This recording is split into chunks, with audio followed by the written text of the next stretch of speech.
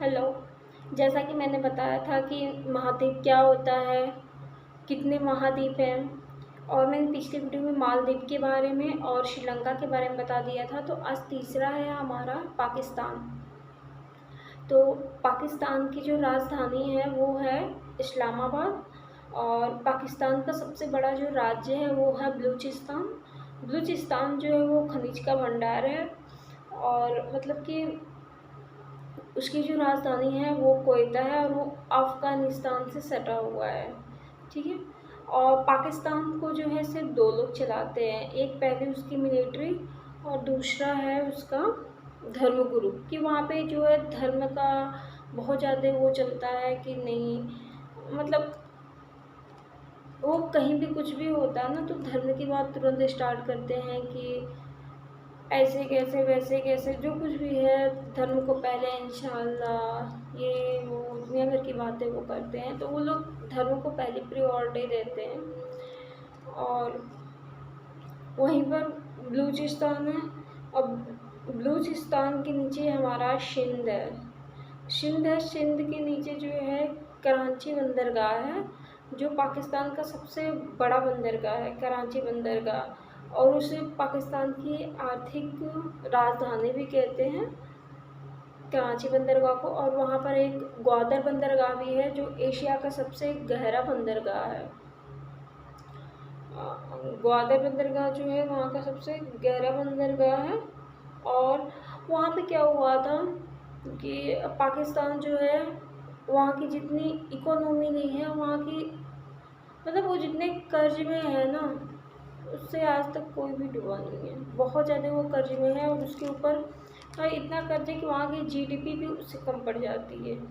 बहुत ज़्यादा उसने कर्ज ले रखा है। इसलिए क्या होता है कि वहाँ पे धर्म की वजह से कोई भी उसका फ़ायदा उठा लेता है। जैसे चाइना हुआ, चाइना मतलब कि क्या किया कि उन लोगों की इकोनॉमी देखते हुए, उन लोगों के हालात देखते हुए उसने क्या किया कि मतलब एक हाईवे बनाने के लिए उन लोगों को बहुत ज़्यादा सजेस्टेड किया कि ये होगा, हम आपको पैसे देंगे, हम आपको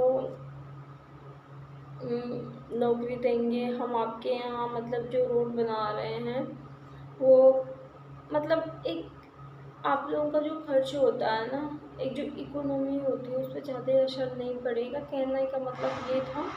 तो उसने क्या किया कि डायरेक्ट उसने बलूचिस्तान से लेके चाइना तक का एक हाईवे बनवाने के लिए बोला कि वहाँ से लेके उसे तो अपना एक्सपोर्ट इंपोर्ट करना था इस वजह से। और ये मतलब पाकिस्तान वाले जो थे वो समझ नहीं पा रहे थे कि मतलब ये हमारा फ़ायदा उठाया जा रहा है।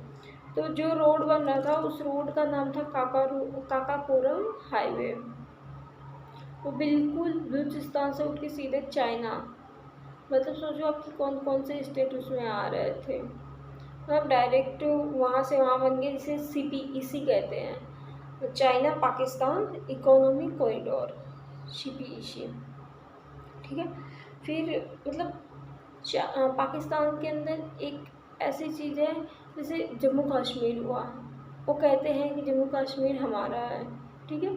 अगर जम्मू कश्मीर आपका पूरा है तो आप पूरा लीजिए, जो चाइना में आता है वो भी लीजिए और जो इंडिया में आता है वो भी लीजिए। लेकिन नहीं, उन्हें चाइना वाला चाहिए ही नहीं, उन्हें सिर्फ और सिर्फ इंडिया वाला चाहिए।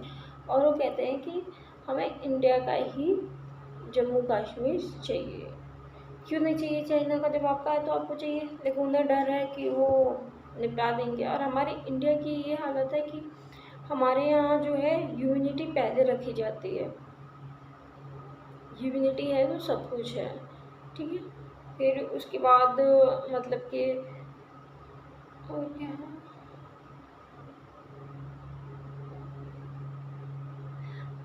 पाकिस्तान की जो संसद है उसे नेशनल असेंबली कहते हैं। पाकिस्तान की संसद को नेशनल असेंबली कहते हैं। और एक्चुअली क्या था, मतलब जो हाईवे बन रहा था उसका मेन मोटो क्या था, जब चाइना कोई भी सामान एक्सपोर्ट इंपोर्ट करने के लिए समुद्र के रास्ते से आता था तो वहाँ पे हमारा अंडमान निकोबार पड़ता था। अंडमान निकोबार जो था वहाँ पे सिक्योरिटी बहुत हाई होती है। वहाँ पे जल सेना, वायु सेना और थल सेना, ये तीनों सेनाएं रहती हैं। तो उसे काफ़ी प्रॉब्लम होती थी। इसलिए उसने चाइना को फंसाया और चाइना में उसने काराकोरम हाईवे का निर्माण करवाने की कोशिश की, लेकिन नहीं हुआ नहीं। वैसे समझदार हो गए क्योंकि वहाँ पे आ गया तालिबान। तालिबान ने काफ़ी मतलब कि काफ़ी लड़ाई वगैरह भी हुआ। फिर उसने मतलब समझाने की कोशिश की, बहुत मतलब दूसरी कंट्री में उसने समझाई, तब उन लोगों को हुआ और मतलब वो लोग समझ गए। इतना मुझे नहीं पता कि क्या हुआ क्या नहीं हुआ। पाकिस्तान में पहाड़ बहुत ज़्यादा हैं और जो दो पहाड़ है ना, उनके बीच की जो वो होती है जगह होती है, उसे हम घाटी कहते हैं। और वहाँ का स्वाद घाटी जो है सबसे फेमस घाटी है, जो सेब के लिए मानी जाती है। ठीक है, बस इतना ही है मेरे पास तो।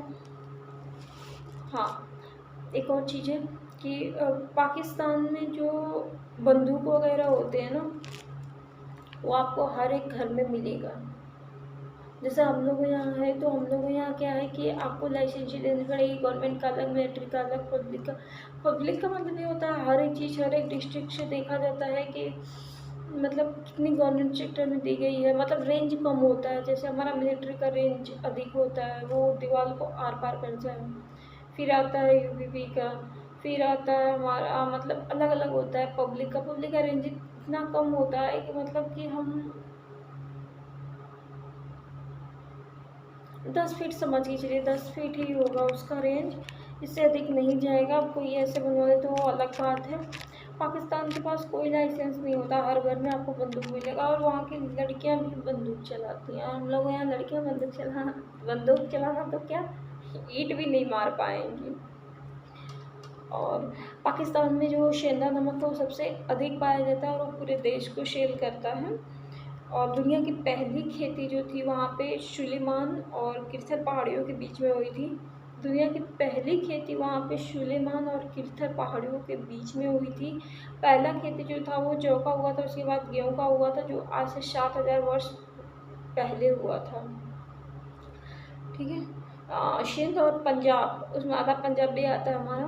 तो सिंध और पंजाब को छोड़कर पूरी पहाड़ी क्षेत्र है, मतलब पूरा पहाड़ है वहाँ पे।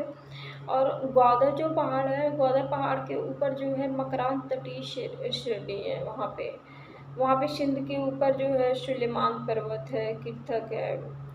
और बस इतना ही है, इसके आगे तो नहीं पता। पाकिस्तान के पीछे जस्ट अफ़गानिस्तान है और हम अफ़गानिस्तान के बारे में कल पढ़ेंगे। Thank you.